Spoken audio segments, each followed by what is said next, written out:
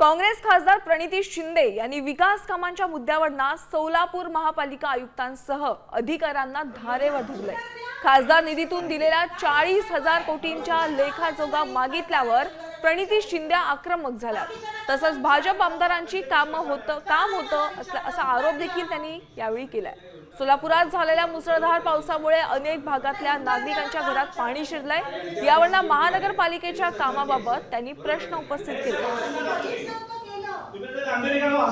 तुम्हाला काय वाटलं आम्ही तडजोड करून बोलवलं एवढं? तुम्ही चेक करायचं मला माहिती न द्यायचं काय करायचं मला सांगा। मॅडम वेबसाईटवर आहे ते। काय वेबसाईटवर आहे? तुमचं काम आहे का नाही खासदार आणि आमदारांना विचारायचं? बाकीच्यांना कसं विचारलं? त्यांच्या लिस्ट कशा आल्या? का नाही मला विचारलं? उत्तर द्या।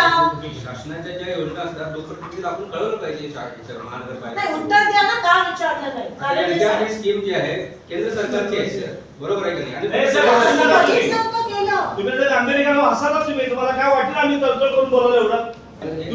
तुम्ही चेक करायचं मला माहिती न द्यायचं काय करायचं मला सांगा। उत्तर द्या। मॅडम वेबसाईटवर आहे ते। काय वेबसाईटवर आहे? तुमचं काम आहे का नाही खासदार आणि आमदारांना विचारायचं? बाकीच्यांना कसं विचारलं? त्यांच्या लिस्ट कशा आल्या? का नाही मला विचारलं? उत्तर द्या।